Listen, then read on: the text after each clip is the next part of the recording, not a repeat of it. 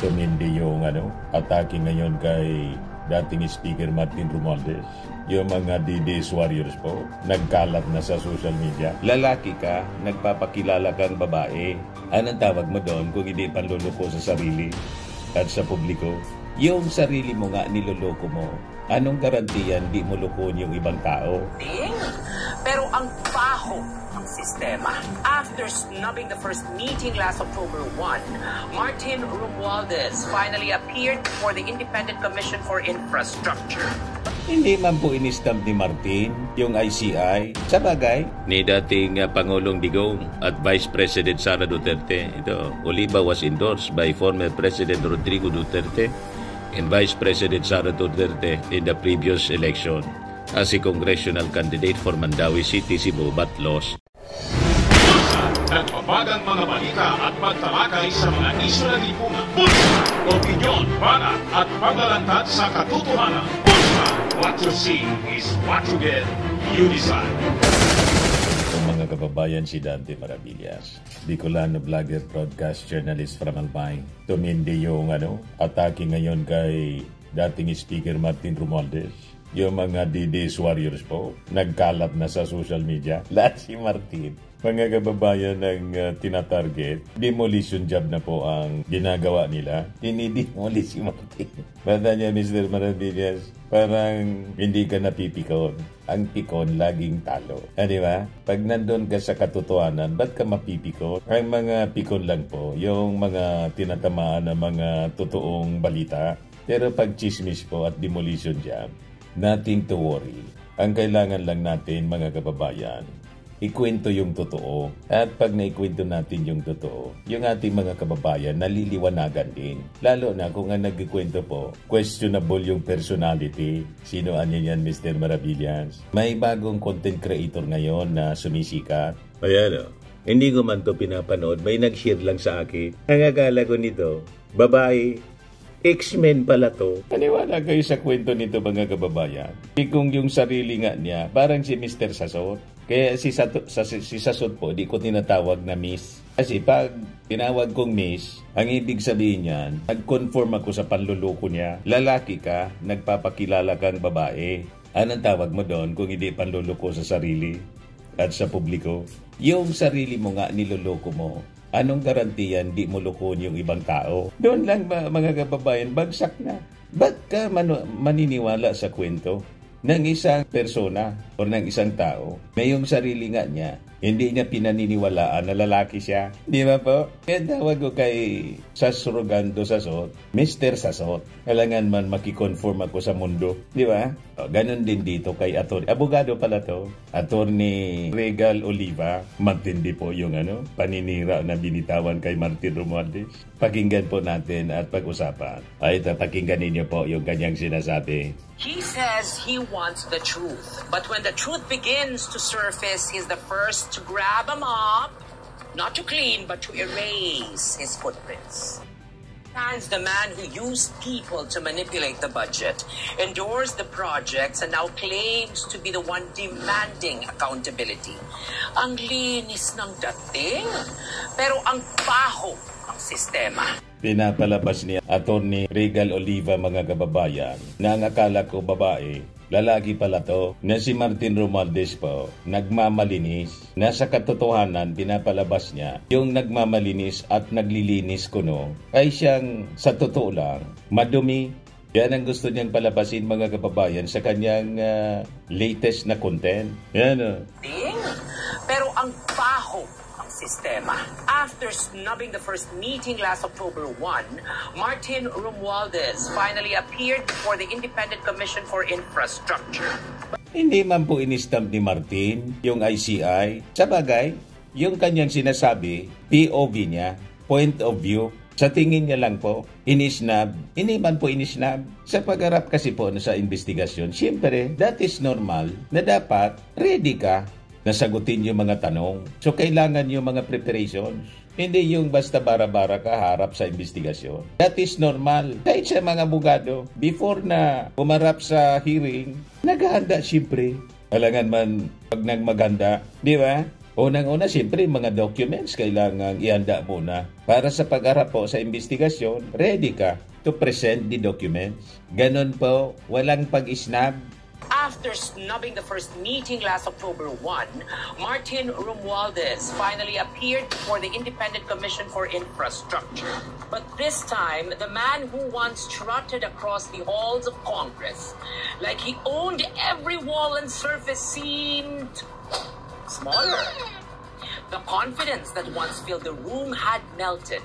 The aura of arrogance gone, replaced by a Arrogance? Walang arrogance ka na makikita. Walang arrogance po tayo makikita kay Martin Romualdez. Bakit po? Willingly, nag-submit siya po sa investigasyon ng Independent Commission on Infrastructure. Ang may arrogance po, kasi ito po si Attorney Regal Oliva, naka-align ito yung kanyang mga contents sa narrative ng mga DDS. Kaya lang ngayon, binasya ng mga DDS dahil sa issue na sa ICI. Pinotakti si Attorney Oliva.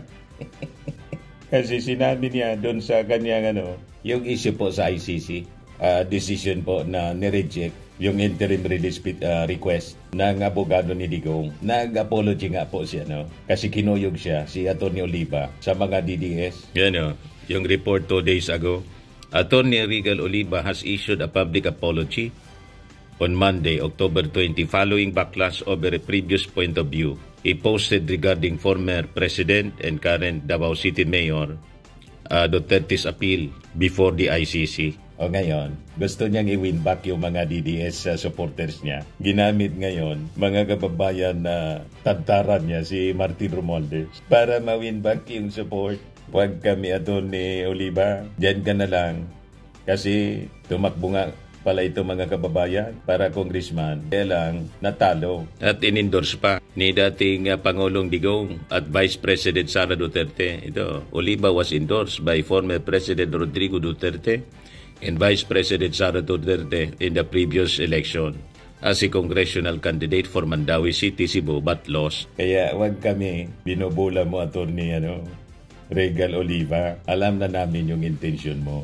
Gusto mong i-win back ang support ng mga DDS na namutakti sa'yo matapos mong madiscuss sa isa mong episode yung tungkol sa ICC decision. Yan, sabi niya, I did not know the ramification of what has happened and what I previously posted on POV.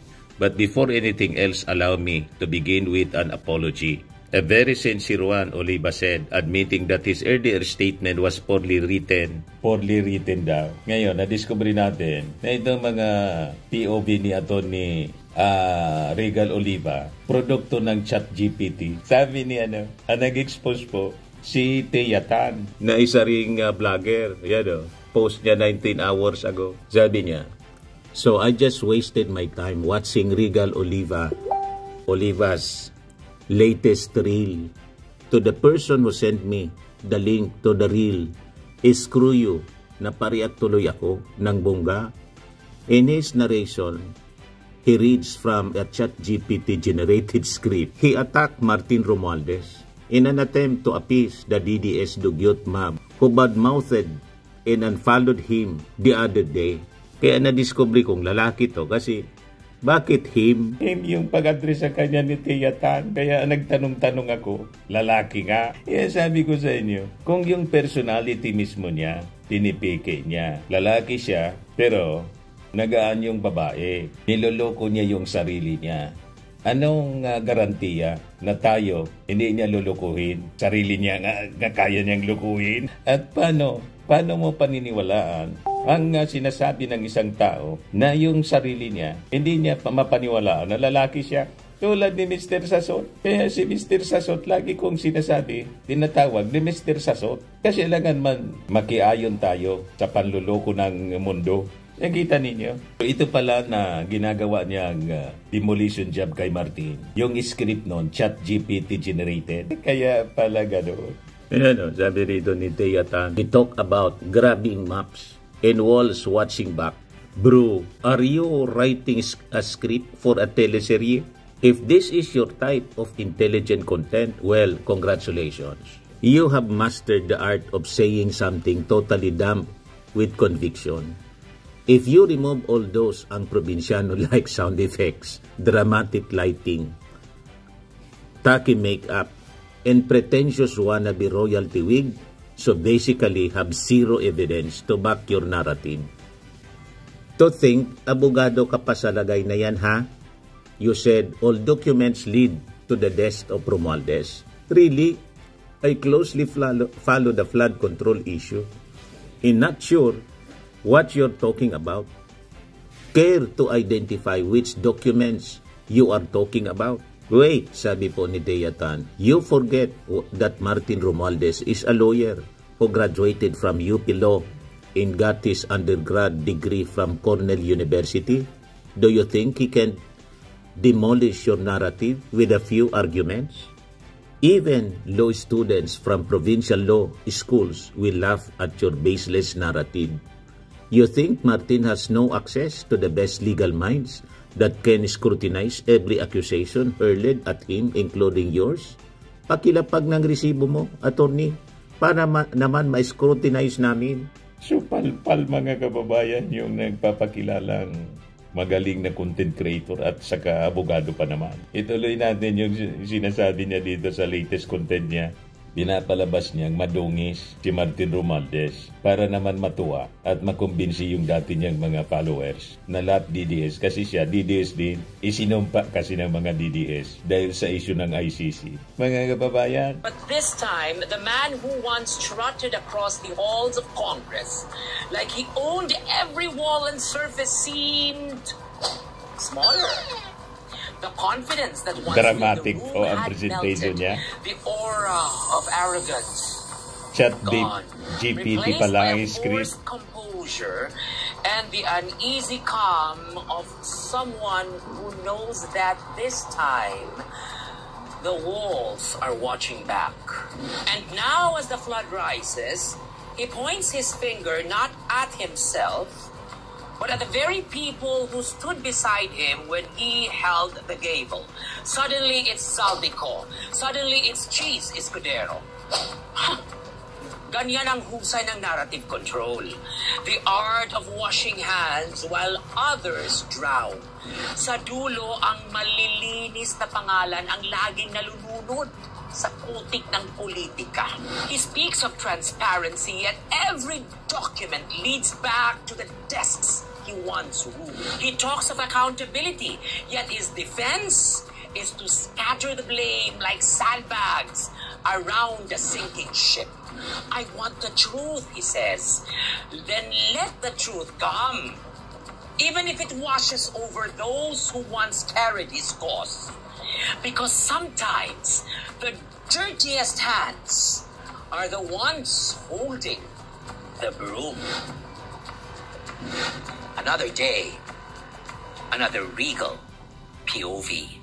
Sabi ni Thea Tan, yung script niyang binabasa, Chat GPT generated script. kita ninyo, maganda yung production niya. Hindi po ako gumagamit ng mga ganun na editing po.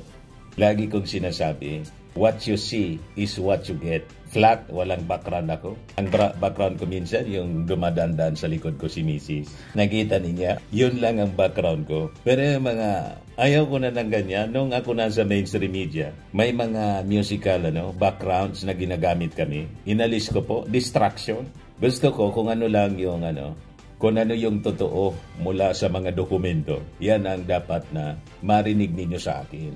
O ngayon, asan ang dokumento?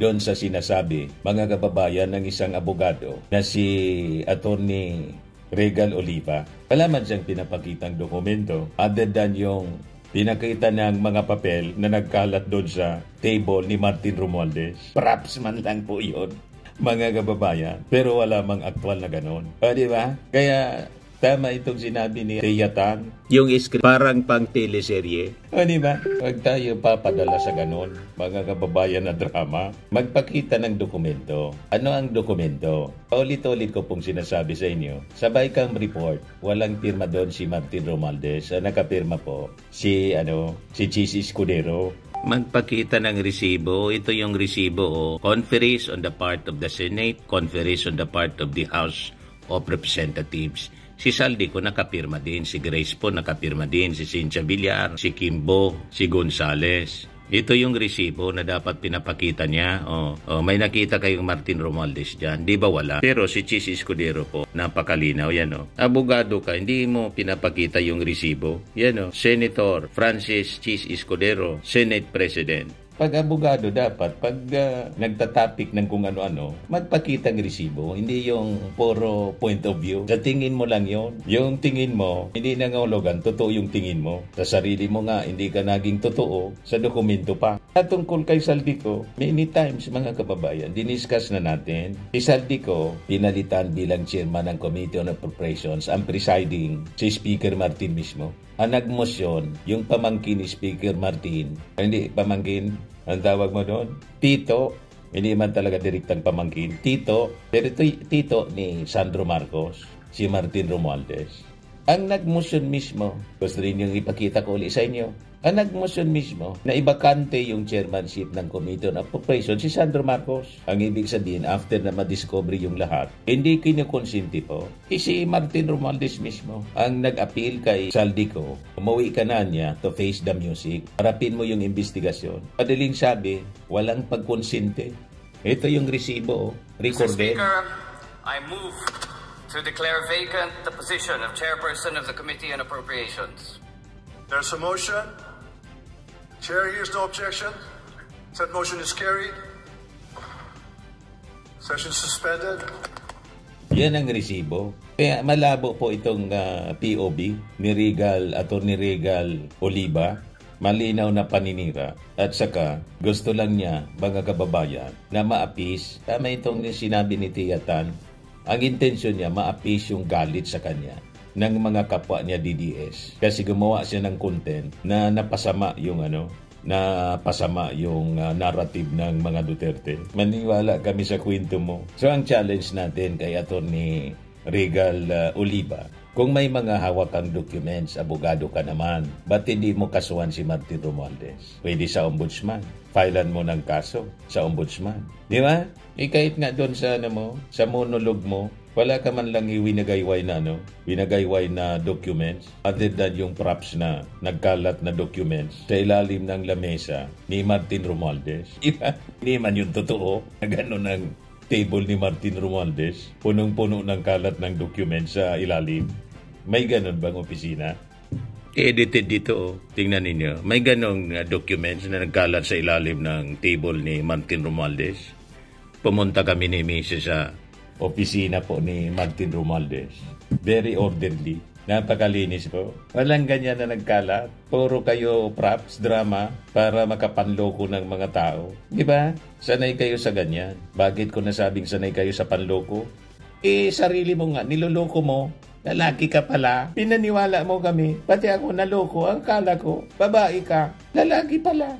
So paano kami maniwala sa mga sinasabi mo na pati nga sarili mo, hindi mo pinapaniwalaan na lalaki ka, pinaniwala mo sarili mo, babae ka, pati kami pinaniwala mo na babae ka. Huwag kami, attorney, ayusin mo muna yung pagkatao mo, baka maniwala kami sa susunod na kwento mo. Tama? Hindi natin masisisi ito. Si Tia Tan, ang tawag sa iyo, He-Man, X-Men. Sabi ni Tia Tan, what an insult to the thinking class. Ang daming nauuto sa bombastic na delivery. By the way, Martin is a brilliant lawyer who can demolish the arguments of this cloud chaser. Ang daming kasing nag-unfollow sa kanya, need itapik si SMR. Sabi pa niya, I even defended his this content creator when the DDS mob attack him. Now, tama talaga na hindi binigyan ng second chance ang mga kagaya niya. Sabi ni Karas Planshop, di ko na tinapos, parang sarsuela. Sabi ni Veronica Manaloto, ang trabaho kasi ng kalaban, sirain si PBBM at Martin Romualdez, kaya paulit-ulit lang ang pukol nila. Pero mga kaalyado nilang kurap, hindi nila masira-sira kahit sira na. Anyway, yan man lang po. Gusto ko lang na hubaran yung pagkatao nito na isang content creator kasi namimihasa na. sa paninira mga kababayan kay Martin Romualdez. Actually, ang game plan nila, i-demolish si Martin Romualdez para ang ultimate target nila talaga, idikit itong controversy sa flood control and issue sa insertions, idikit kay President Bongbong Marcos. Hindi po tayo papayag mga kababayan sa ganitong style nila ng demolition job. Bawat paninira nila, basagin natin para masaya. Ulitin ko, pag kayong naniniwala sa tao, tulad po ni Atty. Regal Oliva, na yung pagkatao niya nga, yung sarili nga niya, niloloko niya. Kung nakaya niyang lukuin yung sarili niya, na pinaniwala tayo na babae siya, anong rason para paniwalaan natin yung kanyang mga sinasabi? Di ba? Ganun lang yon. Parang si Mr. Saso. Naniwala kayo doon kay Saso? Niya yung sarili nga niya. Niluluko din niya. Huwag kami, mga X-Men. Firmax Firming and Lifting Cream. Pinapahid po sa mga pulses in affected area. Mainam po sa paninigas ng mga kaso-kasuan.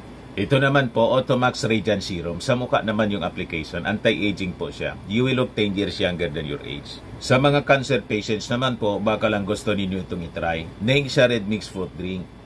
Hindi mo po siya gamot, food supplement siya. Kaya lang, gawa siya mga kababayan sa goji berry. Yung goji berry may anti-cancer properties.